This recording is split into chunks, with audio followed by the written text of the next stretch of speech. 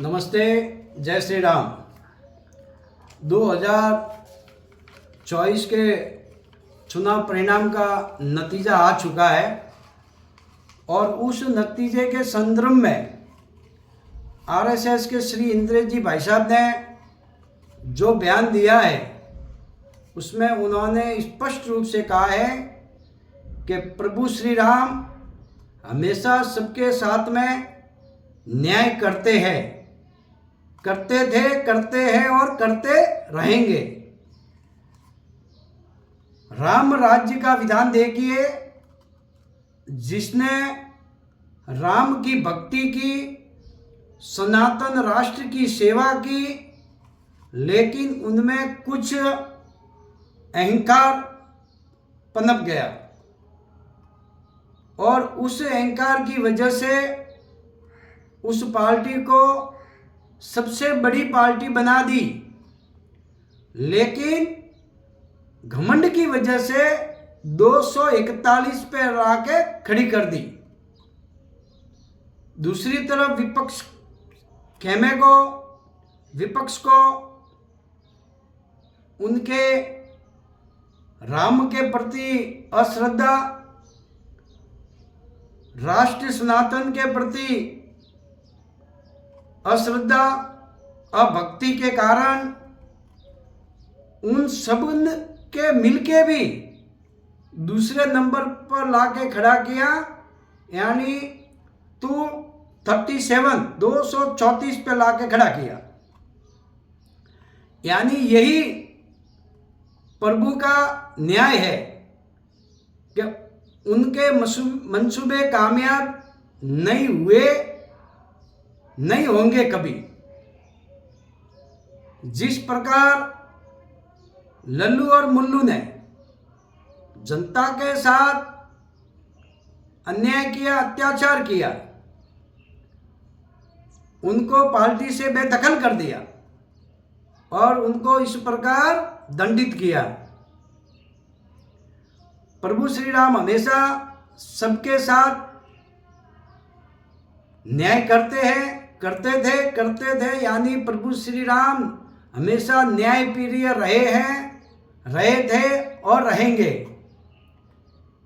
ये विधि का विधान नहीं है, ये एक प्रभु का सत्य और आनंददायक न्याय है।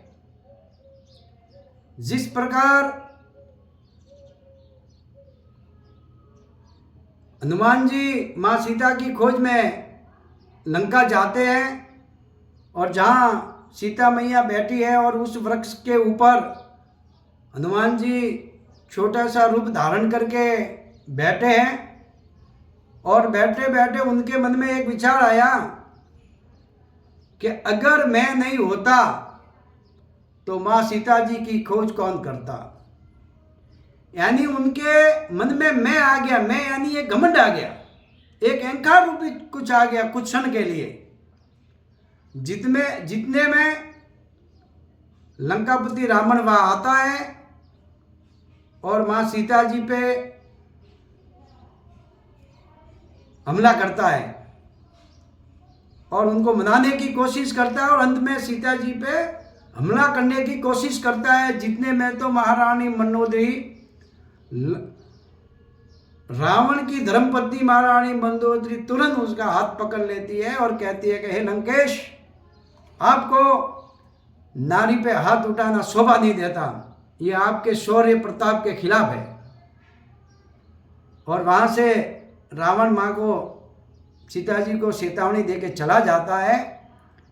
जितने में उनके माताजी के सेवा में लगी हुई सेविका, जो वहाँ की राक्षसी ही थी, वो आके कहती है कि हे सीते, मुझे रात को सपना आया है और समुद्र के उस पार से एक बंदर आया है, वो बंदर तेरी खोज में आया है और वो अशोक वाटिका पे वृक्ष उखाड़ेगा, नष्ट करेगा, रावण के पुत्रों का वध करेगा और वो लंका को जला के पुनः चला जाएगा।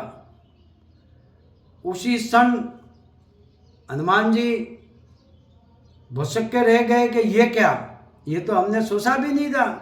यानी मैं तो निमित्त मात्र हूँ और काम कराने वाले तो प्रभु श्री राम हैं।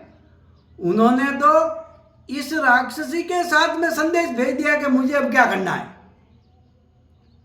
तो जो कुछ क्षण के लिए हनुमान जी के दिल में एक अहंकार और घमंड आ गया था, वो सकनासूर हो गया और प्रभु की लीला अपरंपार है। ठीक इसी प्रकार ही इसी बार भी हुआ है कि भगवान श्री रामचंद्र जी ने, जिसने प्रभु की भक्ति की, राष्ट्र सेवा किया, धर्म का कार्य किया, उनको उनके फल का, कार्य का फल तो जरूर मिला है, उनको शक्ति तो मिली है, लेकिन उनको इतनी जितनी शक्ति मिलनी चाहिए थी वो नहीं मिली। उसका कारण था एक घमंड।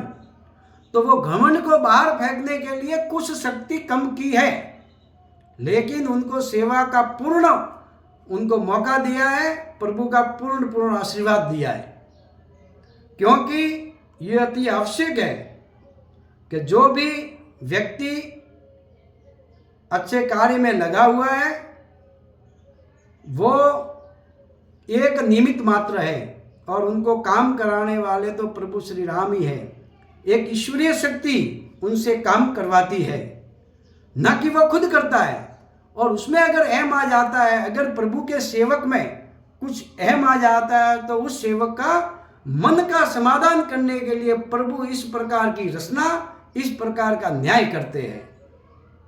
इसलिए विरोधी विपक्षी खेमा अगर उनके कई वर्षों के असफल को एक कुछ मात्र की ये सफलता माने और मान के ये खुश हो जाए, तो ये तो उनके जो बड़ी बुद्धि का प्रमाण ही है।